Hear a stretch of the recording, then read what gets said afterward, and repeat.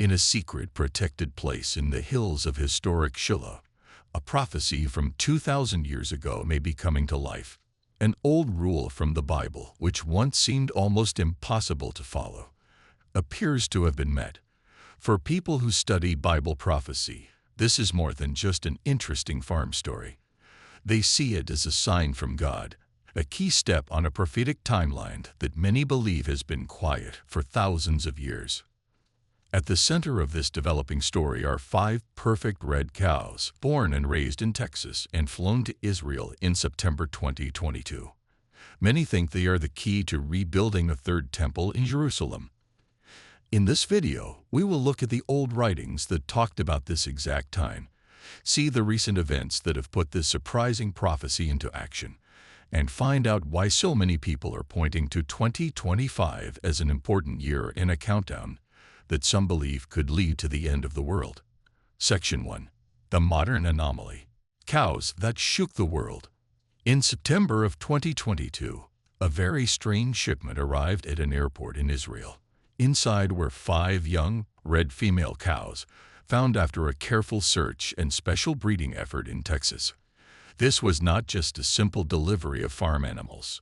It was seen as the result of a search that took decades, led by groups like the Temple Institute, which is dedicated to getting everything ready for a new holy temple in Jerusalem.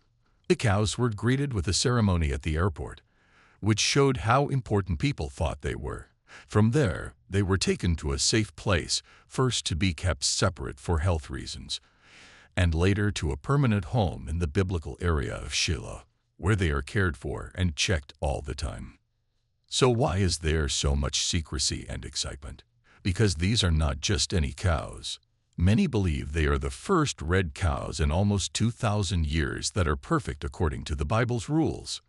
Jewish tradition says the last ceremony with a red cow happened when the Second Temple was still standing, before it was destroyed by the Romans in 70 AD. A respected wise man from the 12th century, Maimonides, wrote that only 9 of these ceremonies have ever happened since the time of Moses.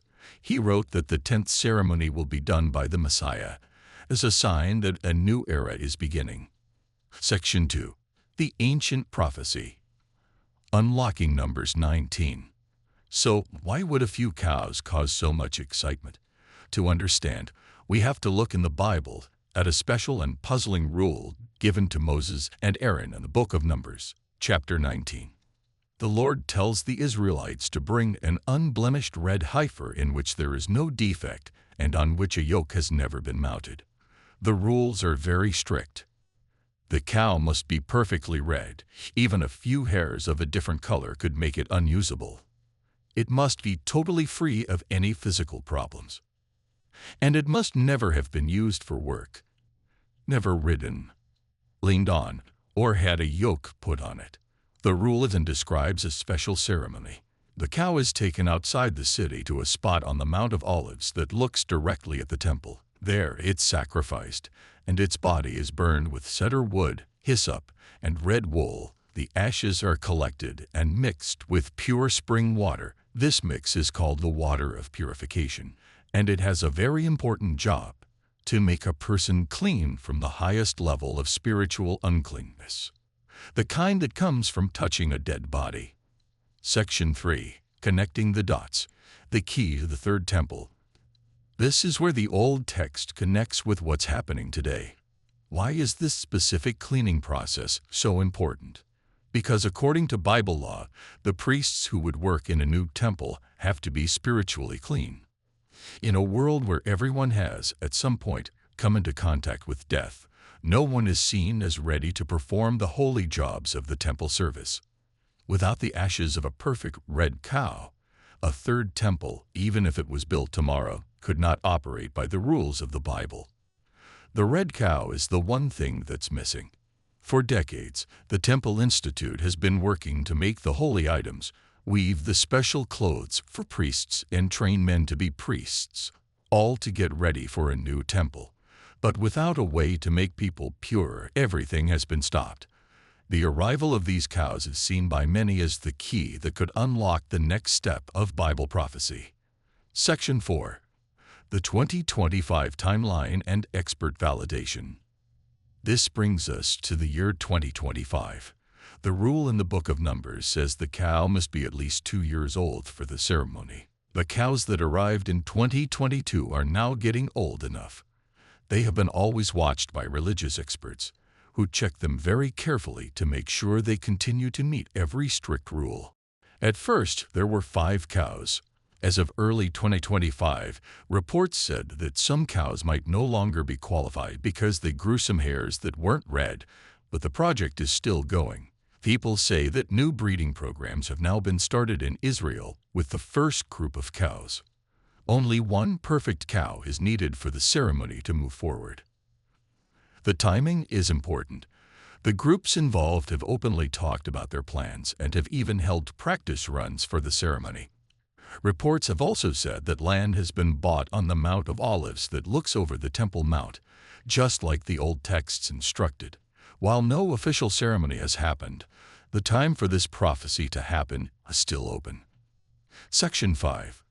What's next, and the convergence of signs. If a perfect cow is confirmed and everything is ready, what's next?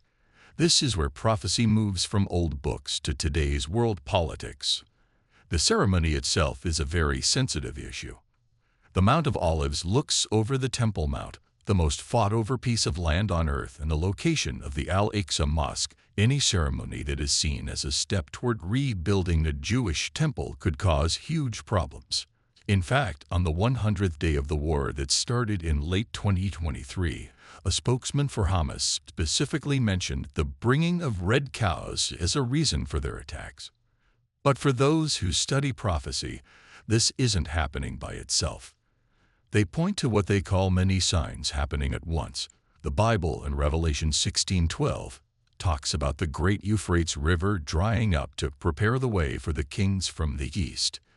As of 2025, the Euphrates River is in serious trouble, with water levels dropping because of drought and dams, something many see as prophecy coming true.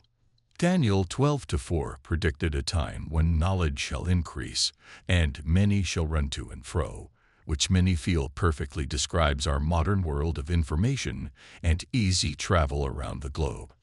It is all of these events happening together: the plans for a temple, the tensions between nations, and the signs in the environment that lead many to believe we are living in a special time of prophecy. There is spiritual application. So what does this all mean for you?